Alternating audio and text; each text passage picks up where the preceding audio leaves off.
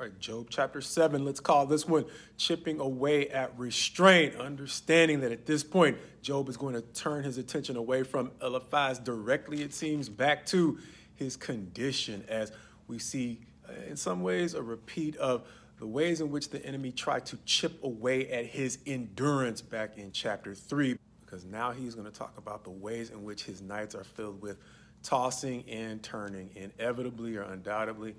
adding to the distress of his physical ailments and his grief. And he is going to describe the condition of his flesh and his skin and how his days ultimately are going to seem pointless, to the degree that he is going to say that he believes that his eyes are never going to see good again, making it seem that he has fallen into despair. And it is going to lead into something that sounds like a relatively famous observation from another part of Scripture, which says that life is but a vapor that appears for a little while and vanishes away. And so as Job notices something similar, all of these things together are going to pile onto him to the point where he is going to loose restraint on his tongue. And I have a hard time believing that any of us would do any better than Job does here when the restraint is pulled off of his tongue, understanding that God would have to have mercy on us all if he allowed life circumstances to pile on us to the point where we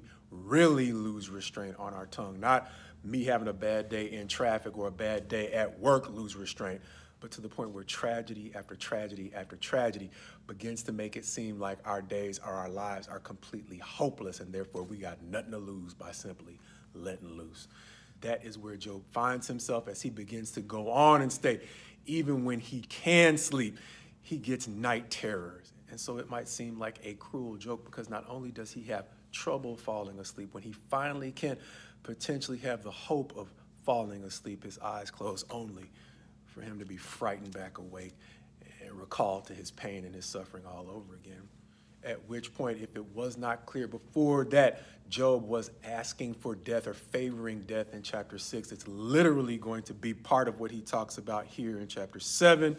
and verse 15, understanding that the night terrors have brought him to the point where it's going to say, so that I would choose strangling and death rather than my bones. Verse 16, I loathe my life, I would not live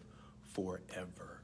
Which is ultimately going to provoke him to the point where he is simply going to ask God to leave him alone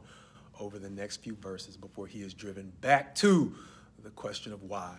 where it reads in about verse 20, why have you made me your mark? Why have I become a burden to you?